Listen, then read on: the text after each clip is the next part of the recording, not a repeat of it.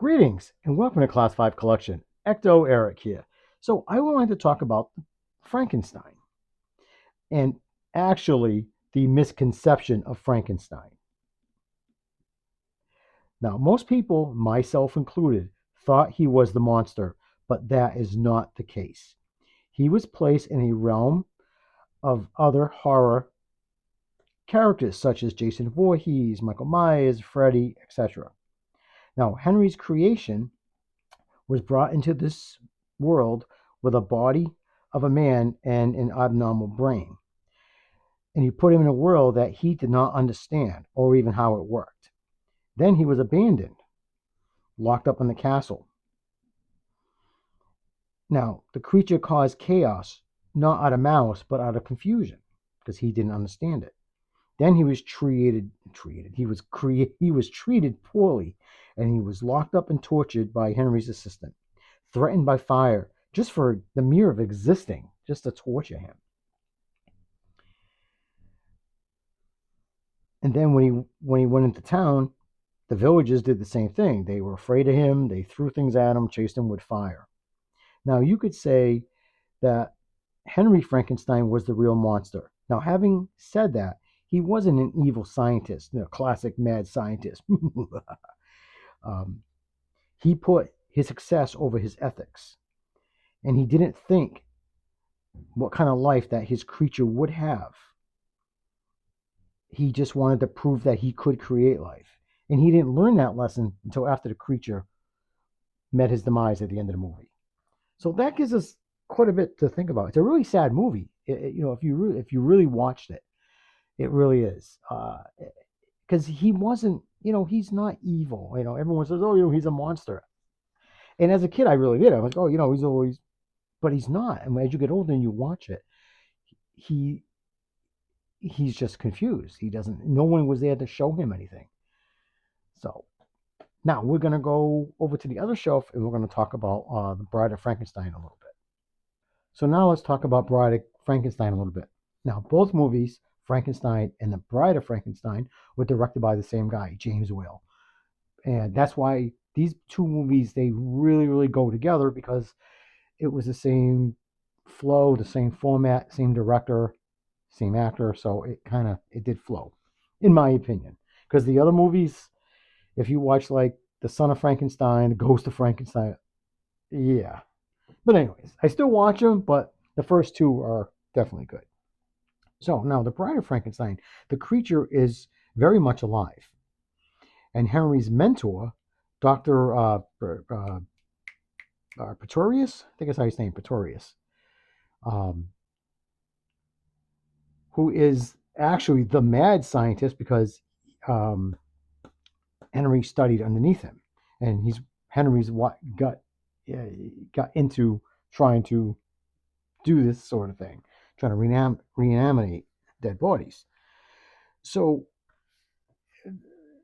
his mentor, Dr. Pretorius, kind of wanted him to make him a companion. See, if you make him a companion, do it again, maybe he won't feel so alone. Well, Henry, you know what? I did that once. I don't think it's a good idea. So Dr. Pretorius decided to now in this movie, he, he actually he can actually talk because he actually makes a friend in this movie, a blind man that he meets out in the woods, and the man teaches him how to smoke a cigar and talk a little bit. But when the villagers find him, they get the old man away from him and chase him off. So Dr. Pretorius enlists his help to get Dr. Frankenstein to make him a bride. Now, as a kid, I always thought, not even as a kid, as an even growing up, we always think, misconception, we always think that these two are a horror couple. That is not the truth. She rejects him from the second she sees him. I don't have the screaming head on her yet, but as soon as she looks at him, she screams and he just like backs up and freaks out. And she's only in the movie for several minutes. And it's too bad because Elsa Lanchester, beautiful woman, great actress. Uh, and so yeah, now he's even rejected by someone who was made for him. Holy crap, that's not good. So definitely not good. So yeah, not a horror couple at all. Definitely not. Now, things that I didn't realize until as I got a little older. Now, when the Son of Frankenstein had come up, I don't think I got some notes here. Was it horse?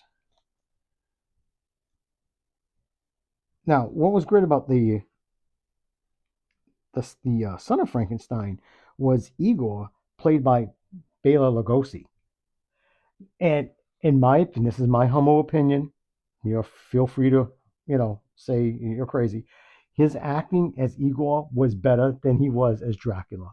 I'm sorry, he was just so menacing and so mean. It was just crazy. Now, as time went on, Boris didn't want to play Frankenstein anymore. He felt that he's getting older and the character kind of was just more of a setting, a prop than it was. And he was right. So who stepped into Frankenstein?